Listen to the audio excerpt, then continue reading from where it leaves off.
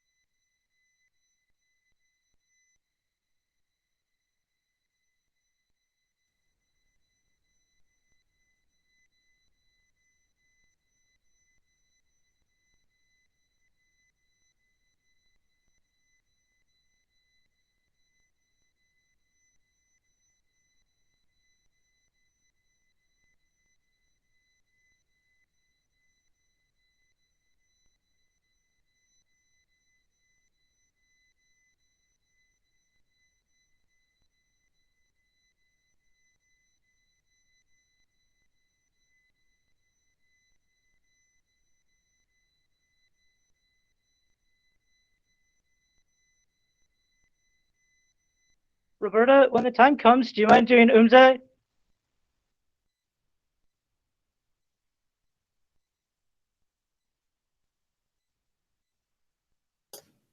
Sorry, I was in the other room for a second. Okay, will you be the Umze today? Sure. Thanks.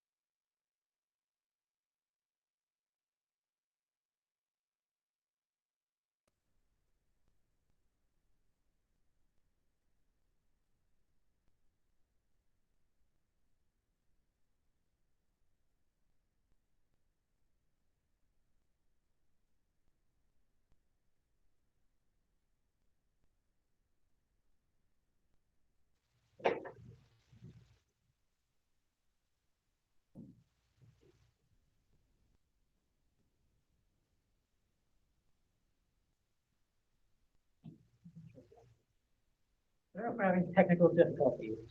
We are? I don't know. So we always need one person that's kind of here checking, like, or, you know, so maybe Dana's that person, like, if it's showing up on my phone, then I know it's working.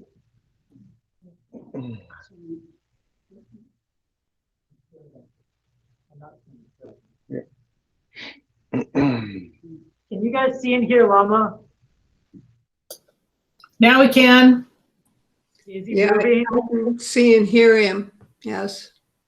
Is he moving? Now I'm moving, but slow, kind of funny. Yeah, not. not like in real time.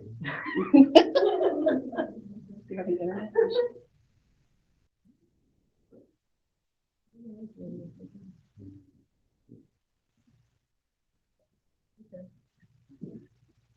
Roberta's going to do prayers, so let me put those up.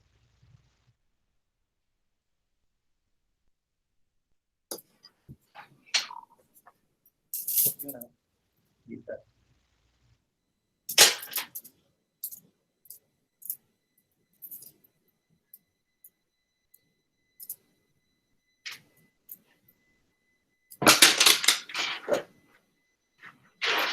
Sorry, I had to go get a mala. Should I start? Yes. Okay. Please start. Praise to welcome everybody, and hope all this sun shines. Put a big smile on your face. Let's start with the prayers. Praise to Shakyamuni Buddha. Teacher, foe destroyer, thus gone, fully and perfectly awakened Buddha, endowed with knowledge and good conduct, gone to bliss, knower of the world, helmsman of ordinary beings to be tamed, supreme one, teacher of all gods and men, Buddha, foe destroyer, glorious victorious one, Shakyamuni, to you I pay homage, make offerings, and go for refuge. Teacher, foe destroyer, thus gone, fully and perfectly awakened Buddha, endowed with knowledge and good conduct, gone to bliss, knower of the world, helmsman of ordinary beings to be tamed, supreme one, teacher of all gods and men, Buddha, foe destroyer, glorious victorious one, Shakyamuni, to you I pay homage, make offerings, and go for refuge. Teacher, foe destroyer, thus gone, fully and perfectly awakened Buddha, endowed with knowledge and good conduct, gone to bliss, knower of the world, helmsman of ordinary beings to be tamed, supreme one, teacher of all gods and men, Buddha, foe destroyer, glorious victorious one, Shakyamuni, to you I pay homage, make offerings, and go for refuge. When you, chief of humans, were born, you took 7 steps on this great earth, and you said, I am supreme in this world. To you who were wise at that time, I prostrate. Completely pure body, supremely fine form, ocean of wisdom like a golden mountain, fame that blazes in the 3 worlds, supreme protector, to you I prostrate. Endowed with the supreme marks, a face like the stainless moon, a color like gold, to you I pay homage. The 3 words are not like you, who is free from dust. The matchless one, endowed with knowledge, to you I prostrate. Protector, endowed with great compassion, omniscient teacher, field of ocean like merits and good qualities, to the thus gone I prostrate.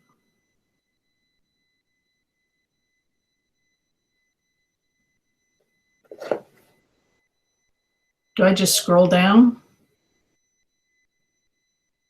Thanks. Through purity, free from attachment, through virtue, releases from the evil gone realms, unique, supreme, ultimate meaning, to the Dharma that brings peace, I prostrate. From freedom, teaching the path, well abiding in the pure trainings, holy field endowed with good qualities, to the Sangha also I prostrate. Homage to the Supreme Buddha, homage to the Dharma refuge, homage to the great Sangha, to all 3 ever devout homage. To all worthy of respect, bowing with bodies as many as all realms, atoms, and all aspects, in supreme faith I pay homage. Do not commit any non-virtuous action. Accumulate virtue and goodness. Subdue your own mind. This is the teaching of the Buddha. Like a star, a mirage, a lamp, illusions, drops of dew, bubbles, dreams, lightning, and clouds. Look at all conditioned phenomena as such. Due to this merit, having attained the state of the all-seeing and thereby subduing the enemy of faults, may I liberate migrators from the ocean of existence, stirred by the waves of aging, sickness, and death.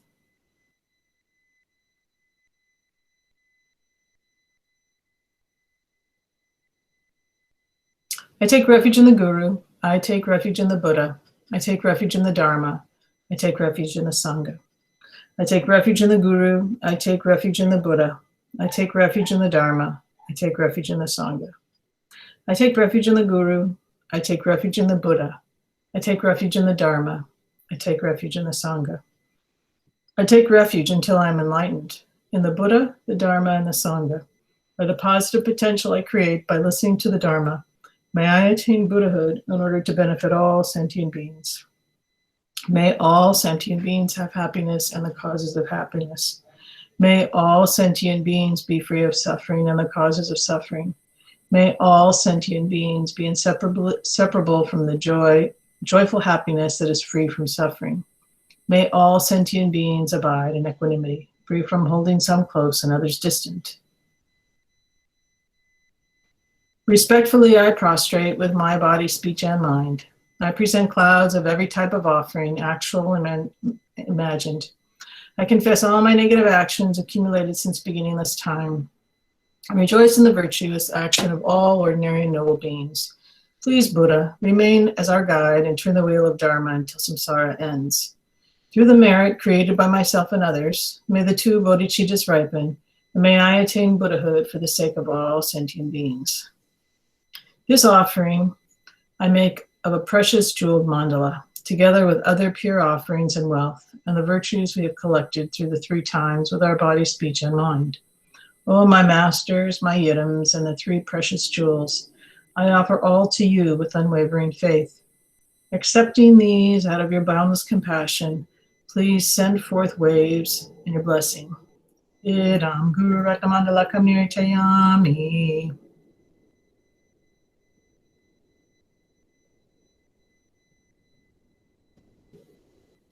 The Heart of the Perfection of Wisdom Sutra.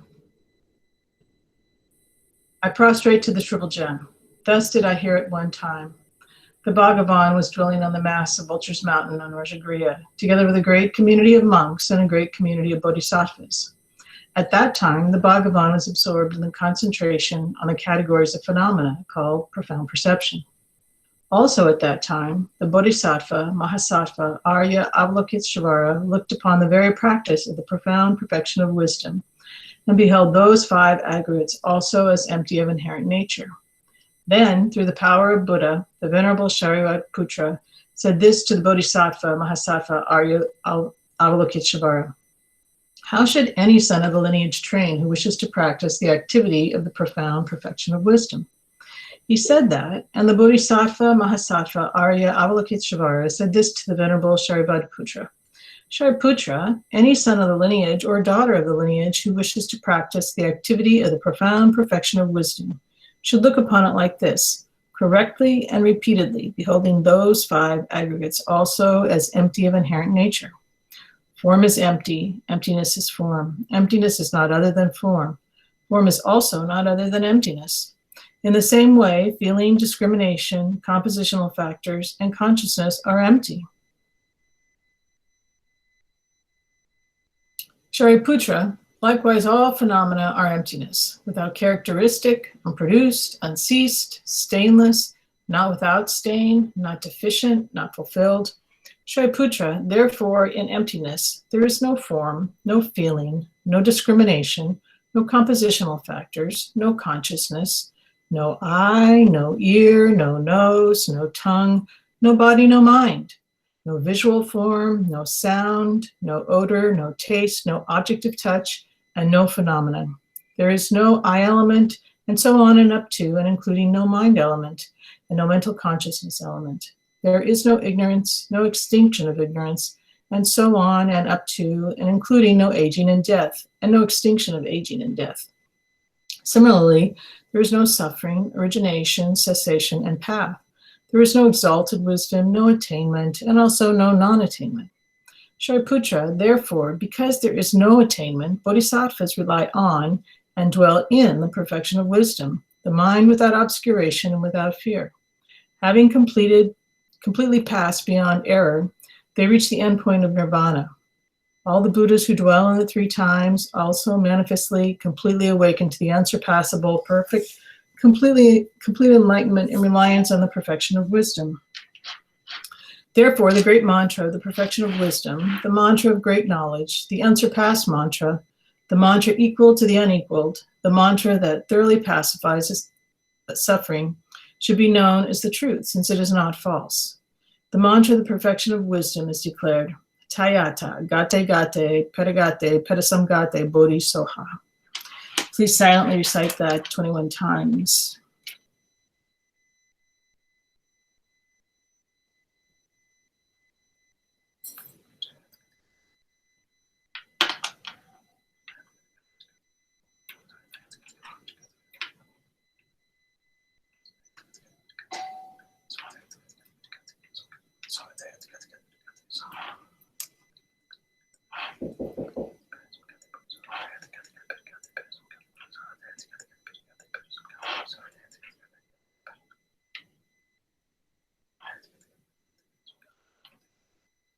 Tayata gate gate perasam gate bodhi soha.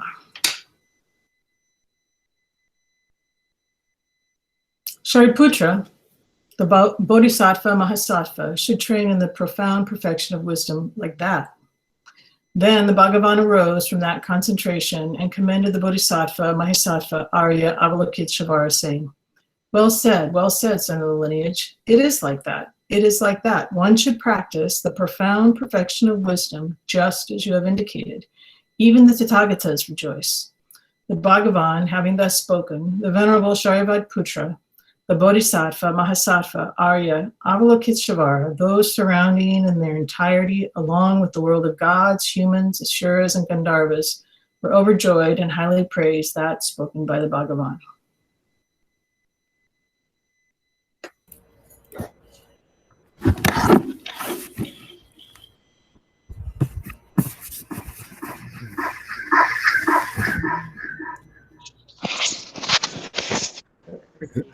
Top there.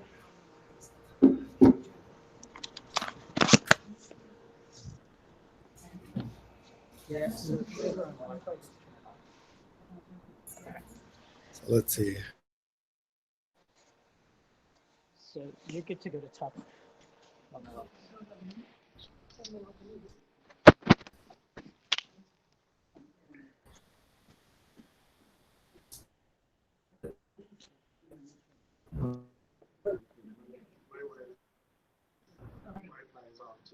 Okay, so they should be able to. Okay, my Wi-Fi. Can they see me?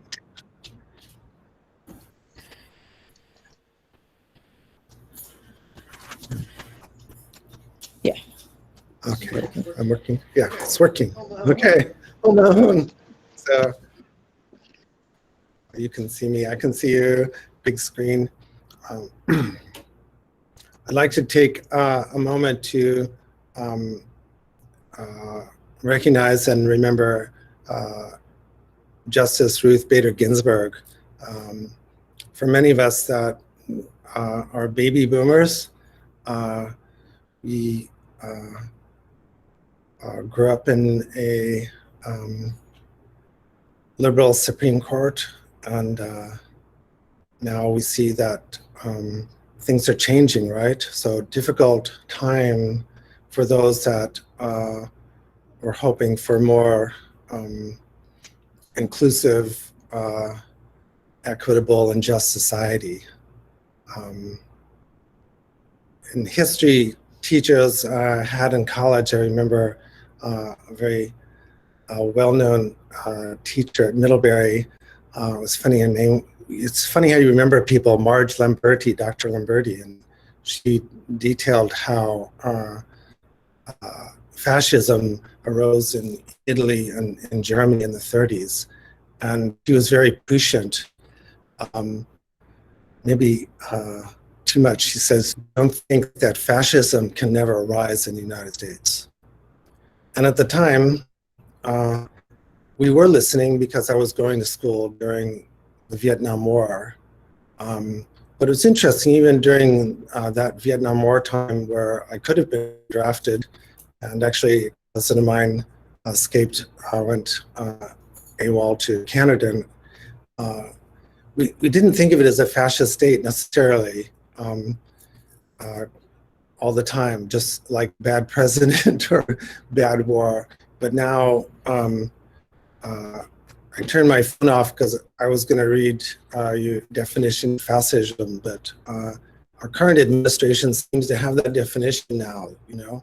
So I feel I had to speak out, just as the Buddha sometimes spoke out, not for or against a certain candidate, but against a flow or against an ideology or against a situation. Because of course the Buddha spoke against wars. Of course the Buddha tried to have reconciliation and would try to instruct kings and princes, and was not afraid to try to have a more shambhala or just equitable society, so to speak. So, I know many people were affected by Judge Ginsburg's passing. Apparently, some of her last wishes was, may I live long enough so they don't replace me, right? So I hope some of us can live long enough so that we can see some justice return to this United States, so it's not dominated by divisive hate, So as Dharma people, we don't have to engage in words of hate, but at the same time, we do have to speak out about injustice. We do have to speak out with love and wisdom, right? It's not useful or helpful just to remain silent, right?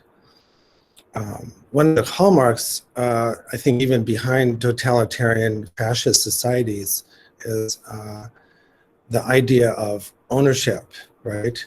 And that can extend to capitalist societies too. But one of the worst things is this idea that we can own someone else's body, So one of the things that, of course, Justice Ginsburg was very much into was, against laws that, would particularly take control of women's bodies, right? You can almost equivalent, like fascist situations with that kind of control, right? So as Dharma people, we want to have liberated bodies, enlightened bodies, not bodies based in a system of dominance or control. What do you think? So in our tradition, we have to, we don't want to create further division, but we also want to speak truth to power, and we do want to stand for societies based on having all the natural resources healthy and available. The Buddha took a big step in speaking against the caste system of the time in India, right? Huge. He was documented several times of target of assassination attempts. And I'm sure many more that went unreported, like that. So he was very radical, saying, no, we're determined by our actions,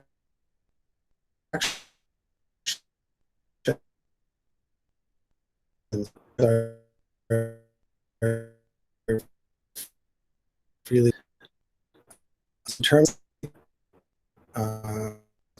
and you need to take lead for that. So Dalai Lama's spoken many times on these issues, which everyone in the Sangha, I think, is quite aware. But so Alliance Roar, I'm hoping people awaken to their, loving wisdom mind, and of course, vote their conscience. But it's also necessary, to speak up, right? So there's some things people say are political, which would never be political, like, or even useful or skillful means. Could we ever say that child abuse is necessary? Could we ever say that anybody has gained or been taught as a result of being abused as a child? No, right? That would never do any good, right? So obviously, we have a mandate to protect children, protect elderly, protect life on the planet. That is very strongly demonstrated by actual life story of the Buddha, where as a young boy, out in the palace gardens, he saw that a swan had been, he was playing with his cousin Devadatta, and his cousin had his gun, his arrow, and Devadatta shot a swan in one of the lakes. And the Buddha was upset and actually got to the swan before Devadatta did, right? Swan had arrow in it. And held the swan in the very famous sculptures and paintings of the Buddha holding a swan with an arrow in it. And Devadatta said, give me the swan, you know, it's mine, I shot it. And does anybody remember what the Buddha said at that time? The Buddha said, the swan belongs to the one that cares for it, right? Yeah. So interesting part. They argued a little bit more. So the Buddha said, okay, well, look, you know, I'm not going to get in a fight with you. Let's take it into discussion. So he found that his father, the king, was meeting with his cabinet, so to speak, the other rajas or other ministers. So he walked right in with Devadatta, and they had a debate right there. And people were astounded that, I don't know, 9 or 10-year-old, like the Buddha, successfully, with all the rajas who, of course, were Kshatriya, military warrior caste, he won them over, right? And they ruled, indeed, that the swan belonged to the Buddha, right? You know that story? It's very important, you know, look it up. So, you know, Buddhists are, you know, active in, you know, recognizing and protecting the planet and, you know, protecting beings, right? So we just did the Bodhisattva vow, and we just did that Brahma Viharas. So sometimes, you know, like we have to go into court, right? So the Buddha took the swan holding with Devadatta into court, right? And successfully won the debate like that. So Can we change your tech for a second? Change the what? Change the technology for a moment. Yes, of course.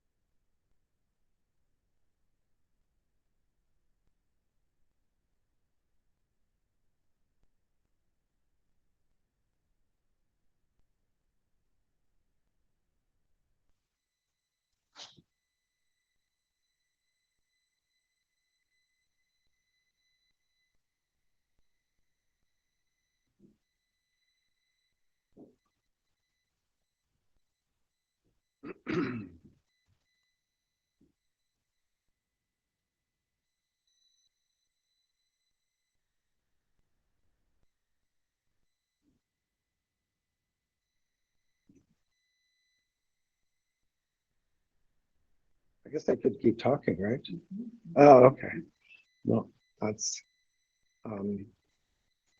this is a very authentic, because here in America, things are like very slick, but when we're in India, and there's lots of time, like, well, you'd be present for a monastic ceremony or empowerment or something, and you know, everyone would be sitting there, and then the umze and the different teachers, lamas, they'd be like, in parentheses, like fiddling on the altar for like half an hour, and you're thinking like, let's get on with it, you know.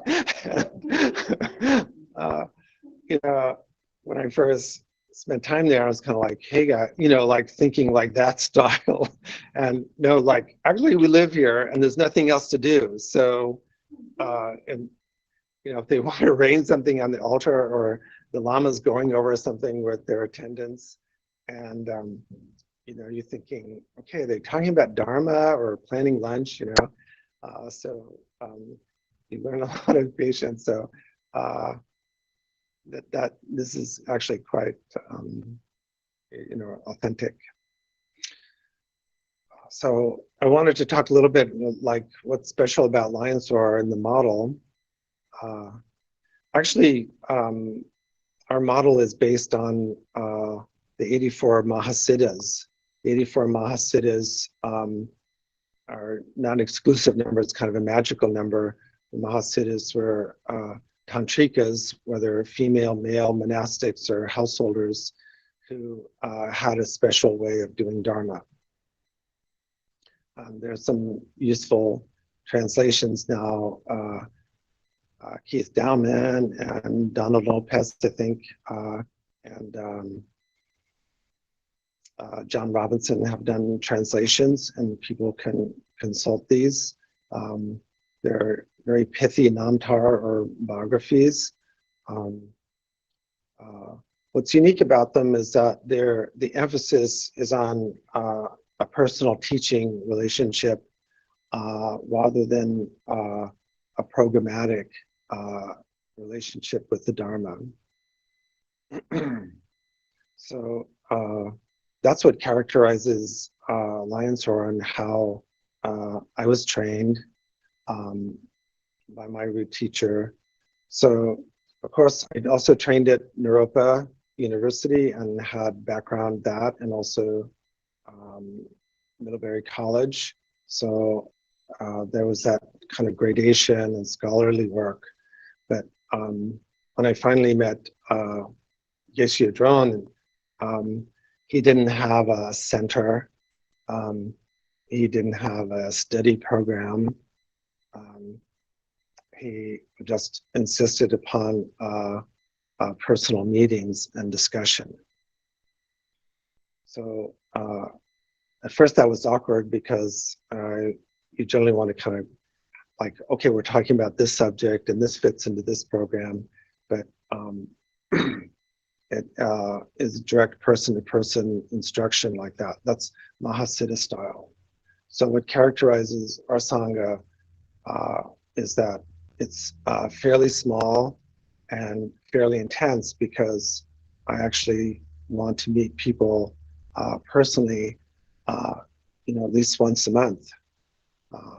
Now we have some difficulty because of COVID, and some people have moved away, so of course by phone, but as much as possible to have direct one-to-one contact. When you see one's teacher as a real accomplished person, then we see that the personal interview, the darshan, the personal time is the most precious, because we can always meditate on our own, we can always study on our own. There's always like now particularly tons of online teaching situations. But books don't talk back to you. Online courses don't talk back to you like that. The direct feedback and direct pith instructions are what is needed for Mahasiddha style. So it's based on that kind of style of direct heart-mind transmission and direct feedback between teacher and student. It's a two-way street. And the programs are built around that, so that one's scholarly knowledge or meditation practice is always given in dialogue with one's teacher. If you can find another Sangha that has closer student teacher involvement, I'd like to know about it. So it's not for everybody, it's not for everybody. Some people are, they're very comfortable with distance learning or please give me no feedback kind of learning. I get that, sometimes I wouldn't want to go visit my teacher because I'd always be put on the spot, right? And that doesn't feel good. Later we can look back and say it's been a growth experience and it was necessary, but generally at the time it doesn't feel that good. Direct darshan, direct pits instructions, whatever practice we're doing is not psychotherapy. It can be therapeutic, healing, but there's a difference between the Dharma training and psychotherapy. So I've spoken many times on this, and I respect both traditions, but a big difference in perhaps in a practical way is generally psychotherapists are expected to be nice, but in dismantling our false self of self, sometimes lamas are direct, hopefully never abusive or breaking precepts, but also direct.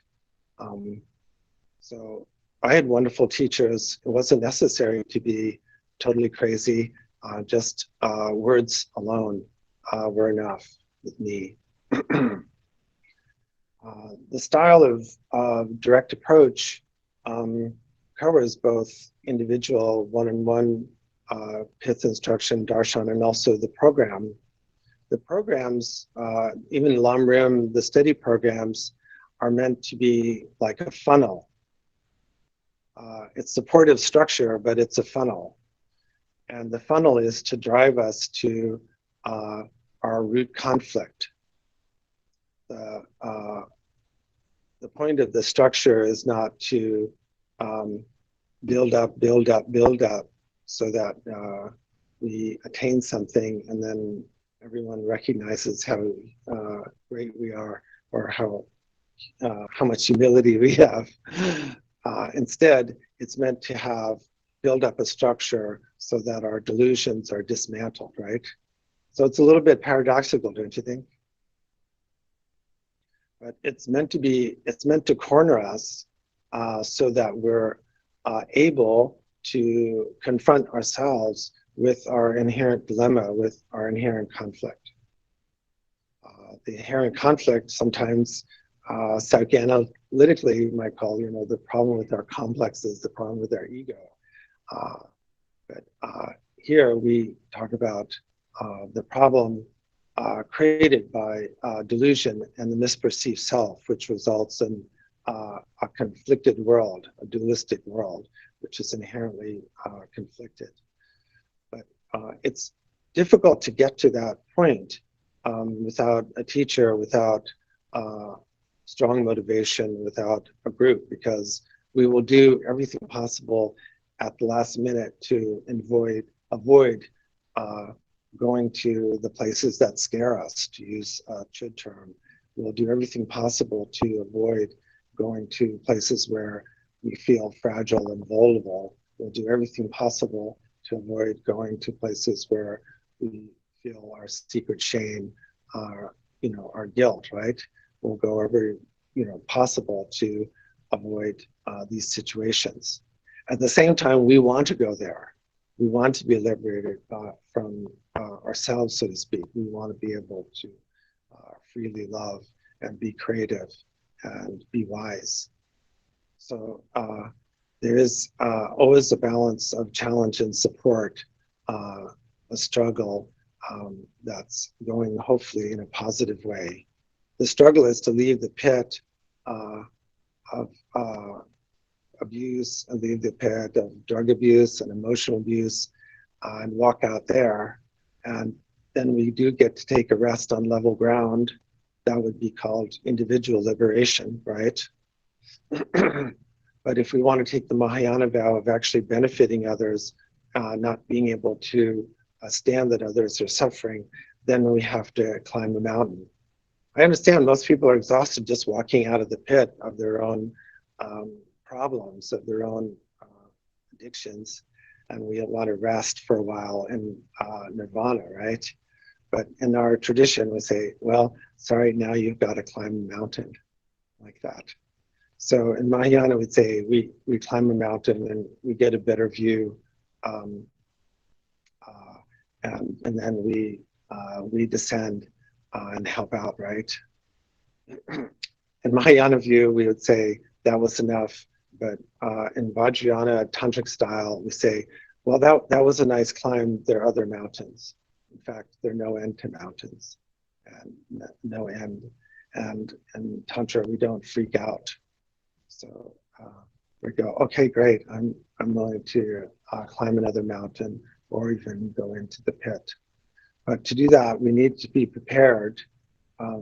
So we have a structure, which is important. And I call that structure training. So when people come to darshan, I say, first tell me about your training. Training is the predictable control setup that we make. So we say, okay, I'm doing this now. This is what I'm doing. I'm actually trying to do it perfectly. You know, so those perfectionists out there, so you do get to be perfect in your training, right? Little joke, but you get to make it as training as ideal as possible, like the lab.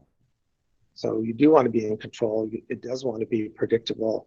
You do want to look at outcomes and so forth, right?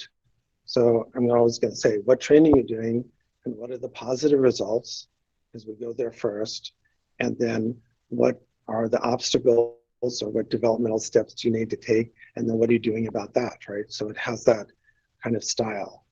And then I want to hear about the rest of your life. You know, please don't call it real life, okay? But just so everything that isn't that controlled training, actually in our tradition, we regard as spontaneous and somewhat unpredictable. So the Mahasiddha style practice is actually to create a very strong training structure, very disciplined, we call it traditionally, with a very strong spontaneous structure, and that is the funnel.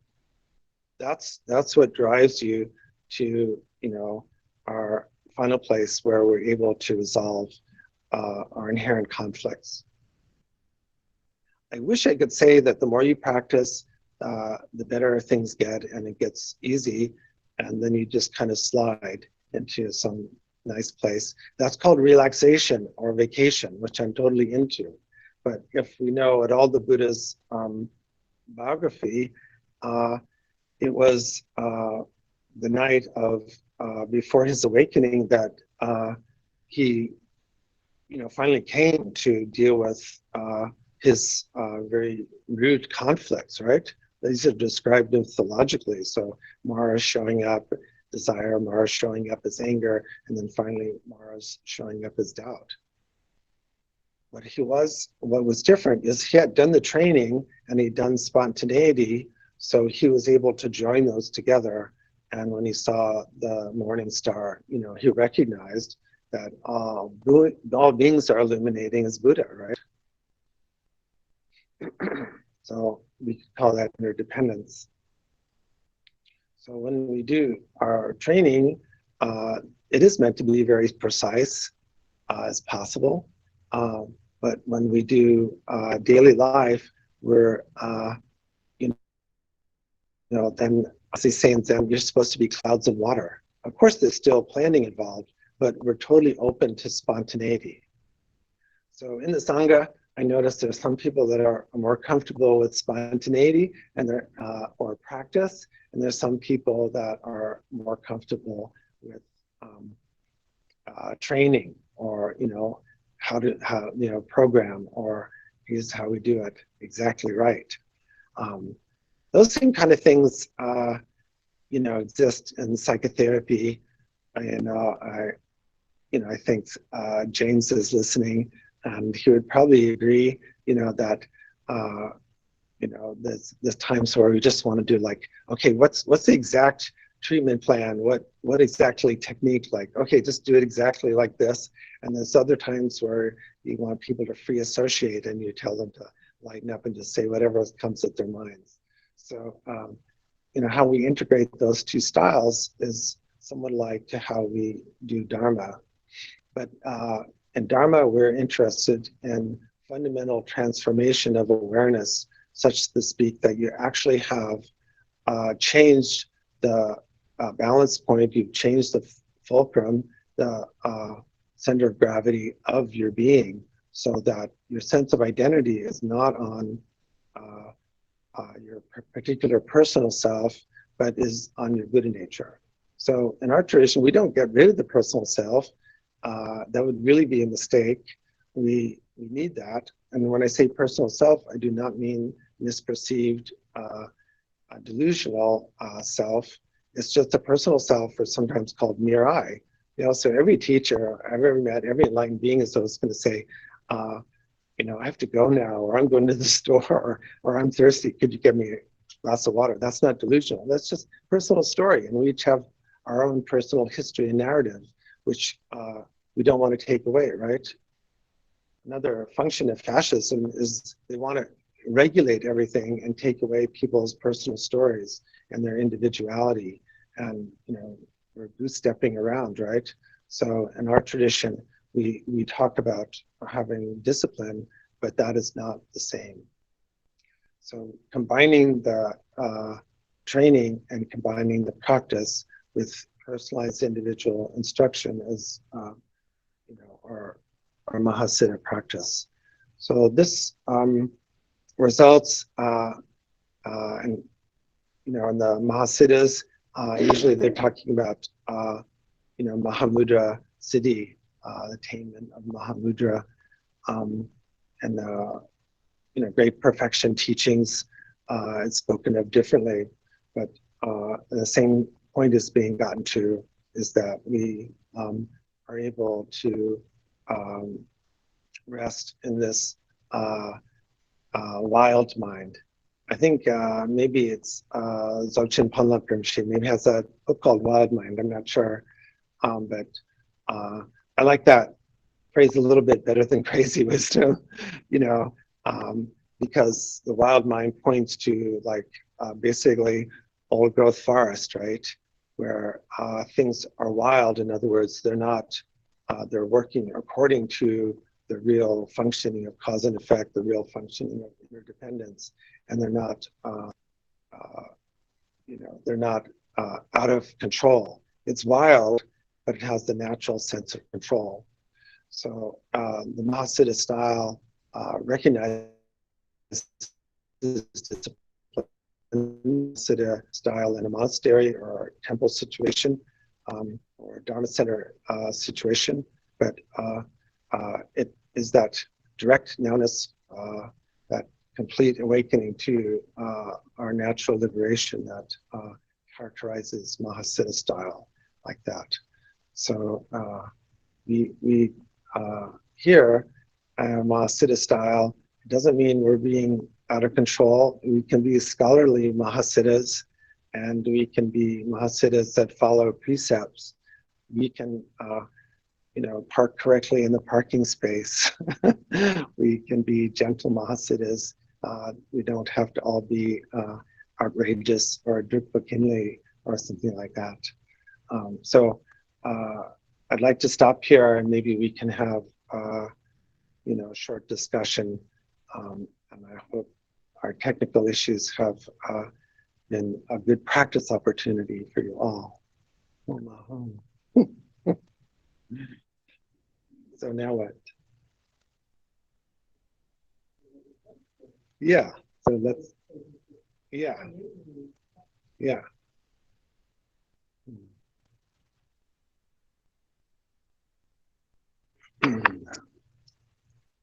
Lama, are you opening it up for questions and discussions?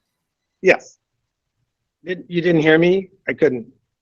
And maybe I just didn't quite understand. Yeah. That's all. Yeah, let's open it up for questions, discussions. Yeah. So, question. Right. In order, I mean,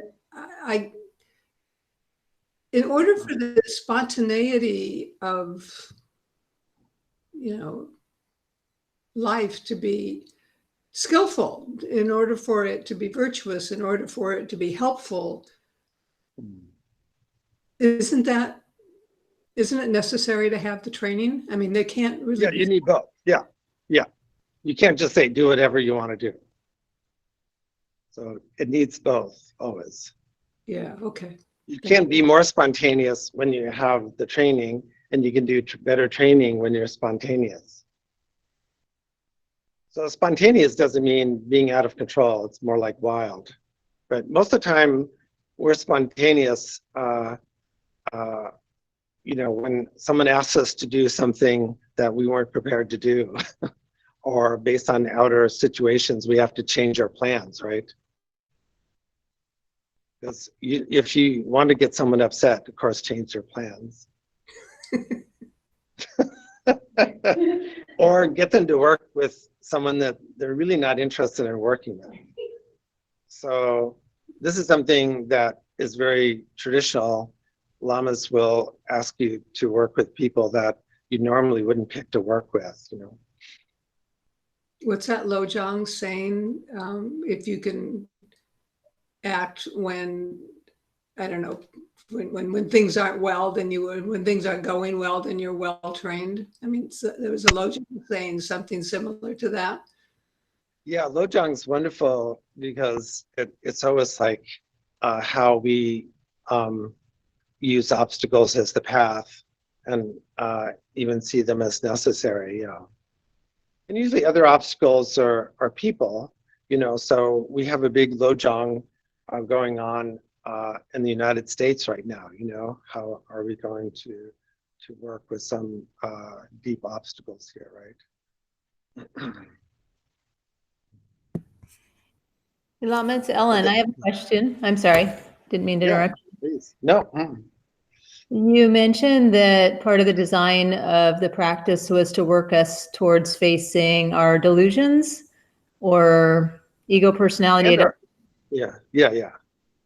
Is the intent that the training will allow us to have enough stability to do that, such that it doesn't feel really destabilizing? Yes, so we need a lot of training, particularly in shamatha, which is has to do with spaciousness and stability and concentration and tranquility and calmness and clarity, so that when we're getting like a lot of energy coming our direction, we don't decompensate. I can't use psych term, you know, because that's traumatic, right? That's bad trauma, you know. It's like we're overwhelmed. So the path is to be whelmed. So the path, Mahasiddha path, is to more like kind of surfing, like you're on that kind of edge. So, yeah. So when I have the feeling of being overwhelmed and not just whelmed, is the antidote to do more shamatha, or is there also sort of a backing off of bumping into the you know, the facing of the delusions and so forth? This is where like it's really necessary to have the more we practice close relationship with the teacher or senior students to check in, because lots of times when we're overwhelmed, we don't know it. So we don't feel overwhelmed because our armor's on. Or lots of times when we say we're overwhelmed, we're actually not. Okay, so we have a very strong capacity to lie to ourselves. You know, that's just human nature. We have to be able to lie. Humans are smart because they can lie, where animals generally don't lie. Would you agree? That's why we like our pets. They're not lying to us. Finally, someone, right? So, but generally, we're upside down. So that's the problem with doing solo practice or doing online practice, is we can't check that out really. But of course, the more and more we do authentic training and practice, we become more wise with ourselves and catch ourselves. Like when we're saying we're overwhelmed, we're just having aversion, right? We just don't want to do something. A lot of times when we're feeling numb or we're feeling okay, it's actually we're overwhelmed, but we don't know it. Yeah. Thank you. Very It's rich. Thank you. interesting. Yeah, it's interesting. Lama, this is Doug. Hi, Doug. I have a question. You mentioned about climbing a mountain for Mahayana and then descending. And then Yeah. for Vajrayana, there's more mountains. So what are the more mountains? More mountains. No, I kind of have a Zen answer. More mountains are just the next moment, you know? You know, we always feel like, okay, I nailed it. You know, sometimes we feel like I completed a project. We go, okay, now it's set. No, I just stay there, you know, like that. You know, I finally got it just the way I wanted to, like, and the next moment appears, right? So that's why we call contra continuity, right? So one of the fundamental texts of Maitreya that I ask people to read, whether they're in the Buddha Dharma program or not, is the Uttara Tantra Shastra. So, you know, the way we think of Tantra is not, you know, Kama Sutra Tantra exclusively. We think of Tantra as continuity. So we look into, you know, that it's ongoing and the next moment is always going to rise and be fresh like that. So when we're talking about clear light mind, for example, talking about Rigpa or Yeshe, sometimes, of course, these terminologies make us think of a static state, but as Dzogchenpas know and Mahamudra students know, that the mind is constantly fresh, because even though it's momentary and continuous, right? So that's a very interesting, you know, situation. Yeah. But there are always other people, you know, like that. So there's always another mountain, you know, the next moment appears, right? There's always other people. Yeah. I was going to comment. Good morning, Lama. Good morning, everyone. Good morning. Yeah. Good morning, James. Yeah. I was going to comment, as you were talking about it, my mind was being filled with all sorts of feelings and experiences and imagery. And it occurred to me that this is a lot like dancing, what you're talking about. There's this training aspect where I need to learn the moves and I need to try to do them in rhythm, but then there's a partner, and then there's the dance going on, and there's all the experience that comes with it, and feeling awkward and uncomfortable and out of sync, and that all needs to be experienced as well. And the more training I can do, the more I can flow with things spontaneously, but the more rigid I become in constructing my life, not going to certain dance places or not doing certain movements or music or whatever, or partners, you know, then the less nimble I become and the less open to everything I become. And so it's this feeling of spontaneity and fear and wanting to pull back, but also being excited and then wanting to drive forward too. And it feels like that to me a lot of times with the Dharma and with the practices, that I lean in and then I fall back, and I lean in and I fall back. And it's like, the more I do that, the less movement it takes to get to that center point. And I don't like go past it as quickly, right? I slow down and I catch that flow a little bit more. Yeah, that's a good point. Exactly so. Yeah, so that's why in Vajrayana and Tantra, we believe in, you know, why we do ritual. So some people, you know, think, oh, you know, just sit there. But in ritual, you have to work with others and you have to have a dance, right? It's an art form. So there are Lama dances, Cham, and there are lots of rituals, and it highlights that the funnel, highlights the way the two, training and spontaneity, or training and practice, work together. It's also one of the best ways for teachers to see how someone handles awkward situations in a basically safe situation, right? So in Dharma, we never want to really set up an unsafe situation. We do want to train on the mat, but Mahasiddha training is training for real life, right? It's not training to stay within just a Buddhist bubble. So I'm glad you're out dancing. That's really an excellent metaphor is dance, yeah. And practical training and practical spontaneity, particularly when you step on someone's toes. Like that. Yeah. I have been known to do that. Excellent time for apology and confession and more training. Yeah. Nice.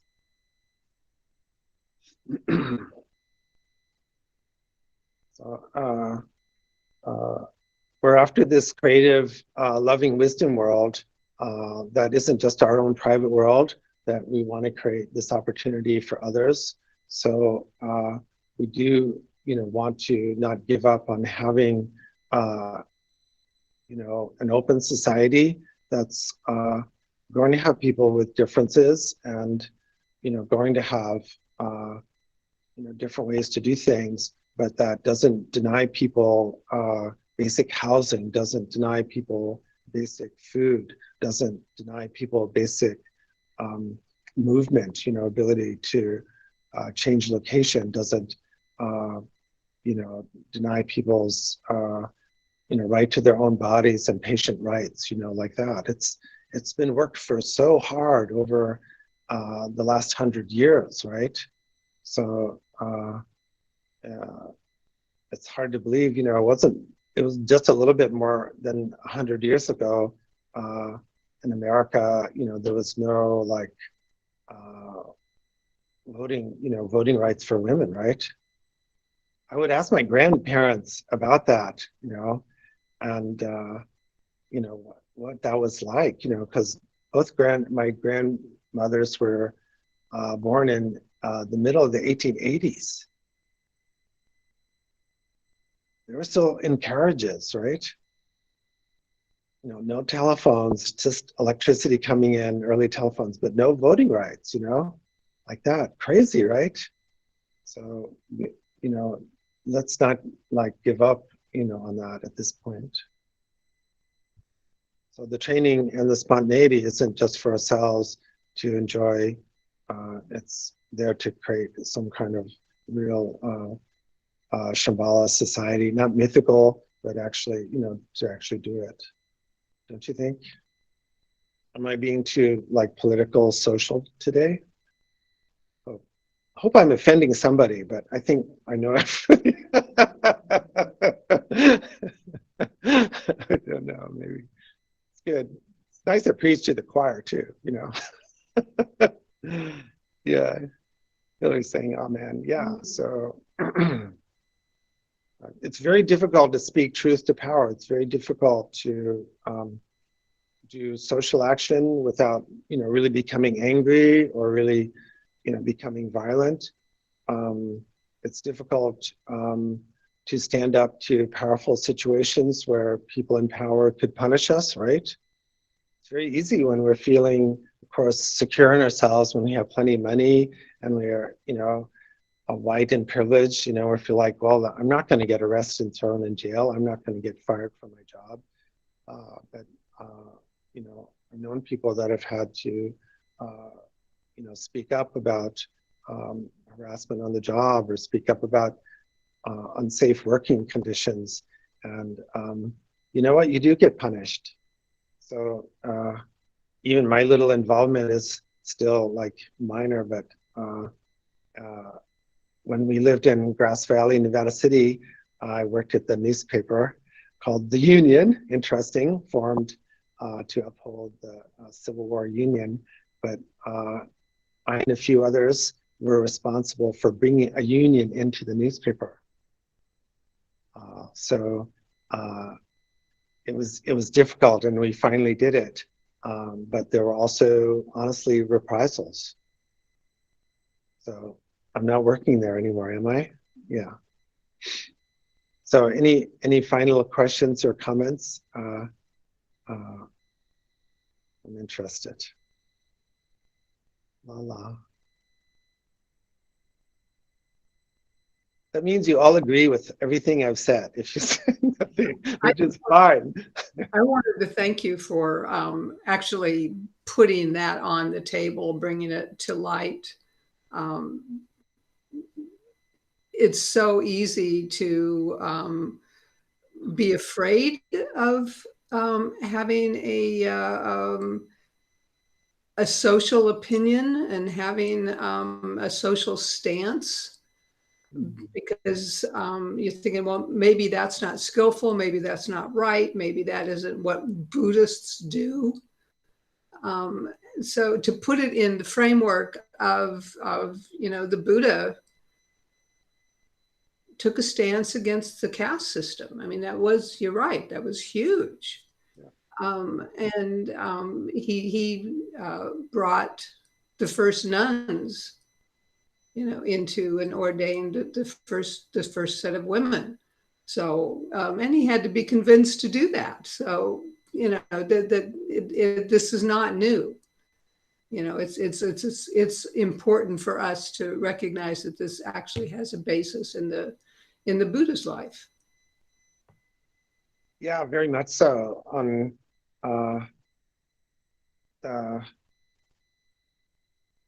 The situation here at Lion's Roar is, I generally want to create a wide openness for, dialogue.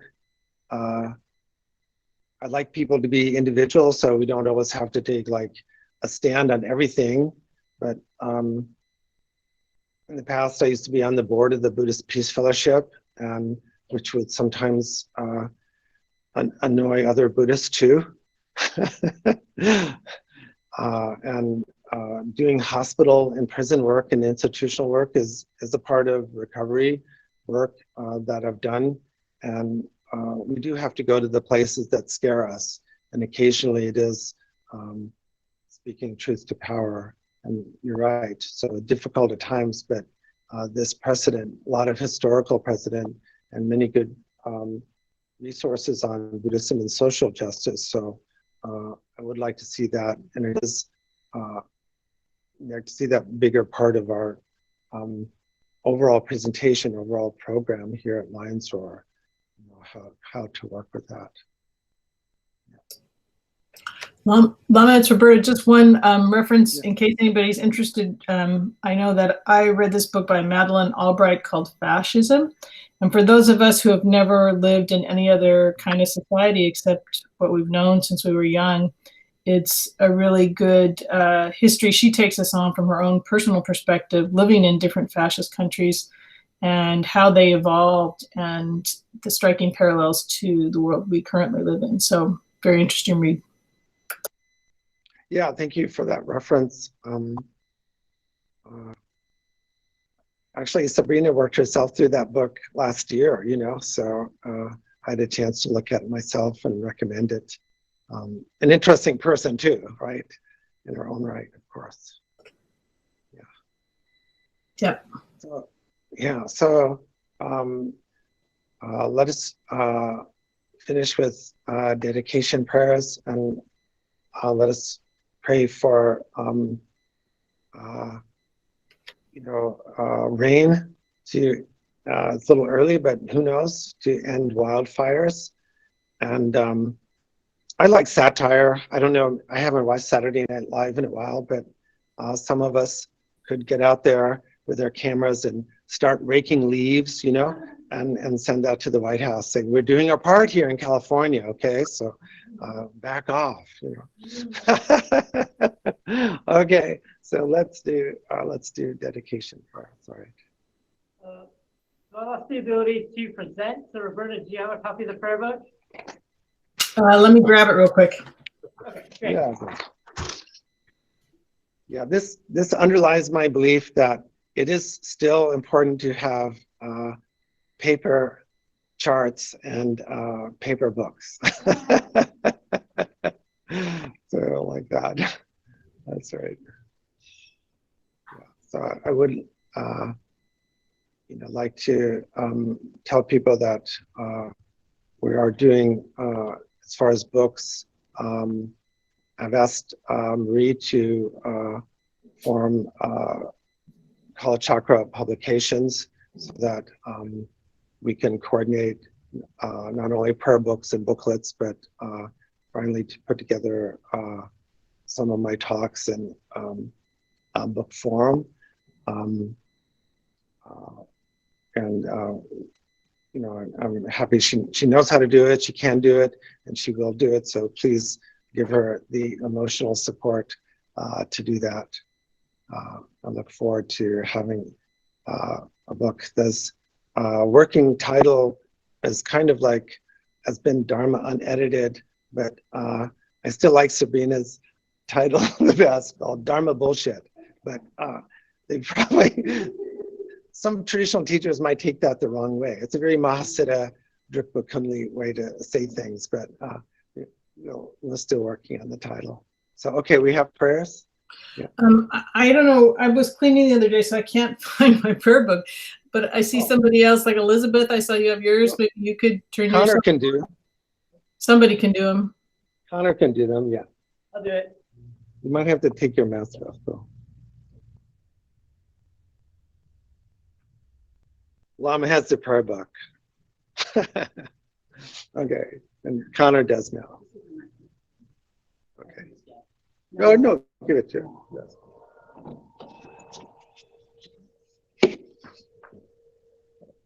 Due to the merits of these virtuous actions, may I quickly attain a state of a Guru Buddha and lead all living beings without exception into that enlightened state. May the supreme jewel bodhicitta that has not arisen arise and grow. May that which has arisen not diminish but increase more and more. In the land encircled by snow mountains, you are the source of all happiness and good. All-powerful Chenrezig Tenzin Gyatso, please remain until samsara ends.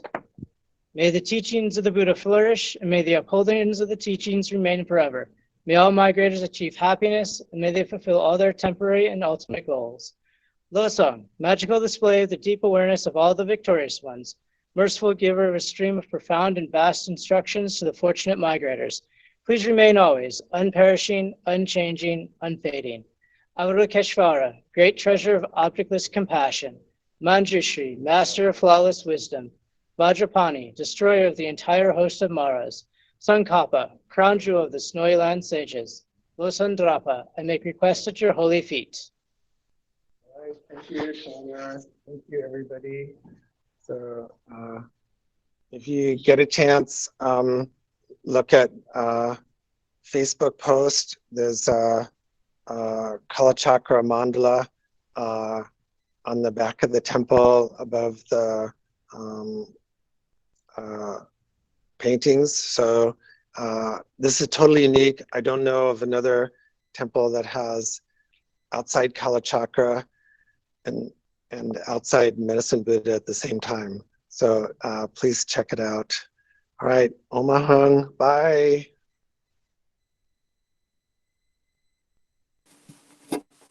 Omahong, thank you.